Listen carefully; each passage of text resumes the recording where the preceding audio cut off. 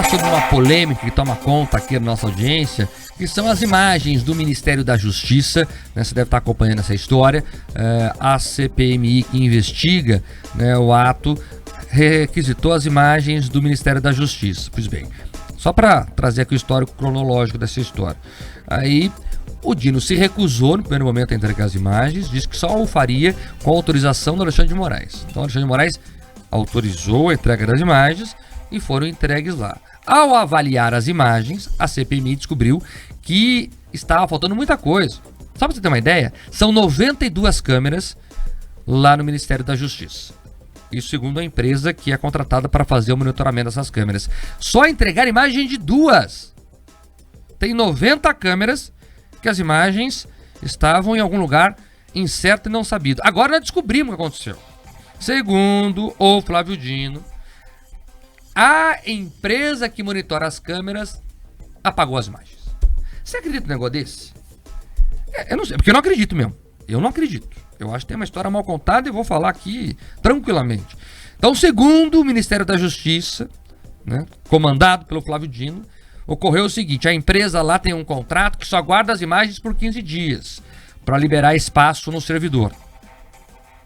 Vá lá, Pedroso, que seja verdade isso. Acho que até é. Muitas empresas garantem esse procedimento. Mas ocorre que nós estamos falando do 8 de janeiro. Meu Deus do céu, nós estamos falando do maior atentado contra o Estado Democrático de Direito brasileiro dos últimos anos. Nós estamos falando sobre o Pearl Harbor, não foi aí feita a comparação por uma ministra do Supremo Tribunal Federal? Como é que vocês não guardaram as imagens? Nos 15 dias que elas ficaram lá, alguém podia ter ido lá e guardado. E mais do que isso, revela no mínimo para dizer aqui, omissão dos gestores públicos. Porque deveriam ter guardado as imagens, porque elas são provas de processo. Foram presas mais de 2.000 pessoas. As imagens são importantíssimas como prova de processo. E prova de processo tem que ter o que se chama no direito de cadeia de custódia da prova. Você tem que guardar ela e deixar em local seguro, em poder da polícia, para que ela possa utilizar quando for necessário. Como é que deixaram essa empresa apagar as imagens? Pelo amor de Deus, aí não tem como falar outra coisa senão conveniência. Talvez foi conveniente que as imagens fossem apagadas.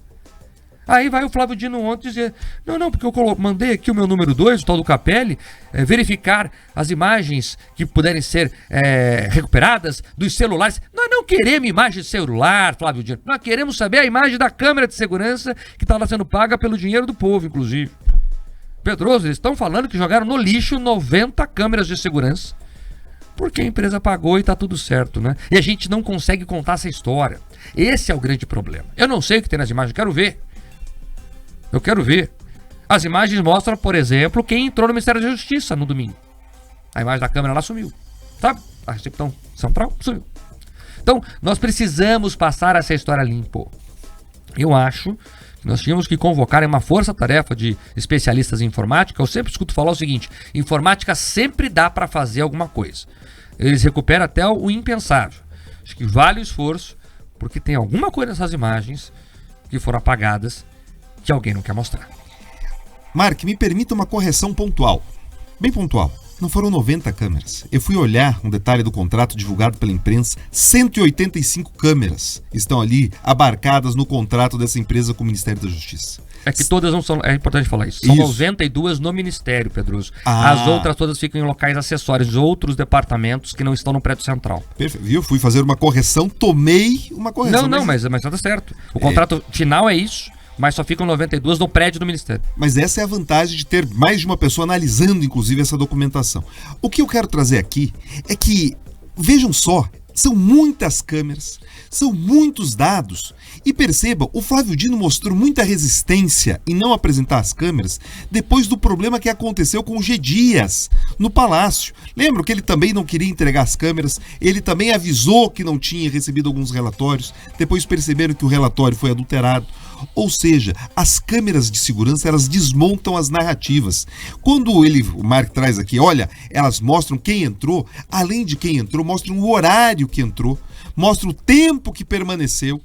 Todas essas informações são estratégicas. E não adianta vir com um argumento formalista, dizendo, olha, não era gestor do contrato, que é isso que o Flávio Dino disse. É uma balela. Ele foi governador de estado, ele foi operador do direito, juiz federal. Ele entende tudo isso, essa questão da custódia da prova, ele sabe de tudo isso. Ele fez, Mark, vamos lá, vamos recordar aqui, ele colocou um instrumento de intervenção na segurança pública do Distrito Federal. Quer dizer que ele cuidou de todos esses detalhes e esqueceu das câmeras do Ministério da Justiça? Quer dizer que ele pensou em tudo, só esqueceu do que poderia talvez ali causar algum tipo de constrangimento para ele.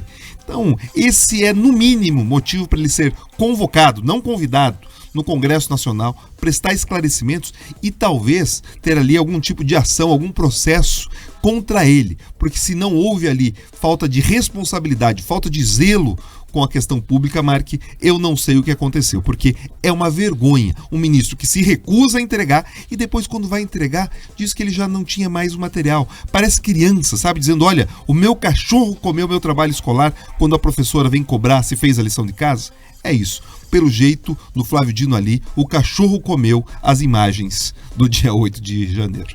E o Flávio Dino é interessante porque ele gosta de se auto-escutar, já perceberam isso? Ele fala, uma fala ali como se estivesse se autoconvencendo muitas vezes.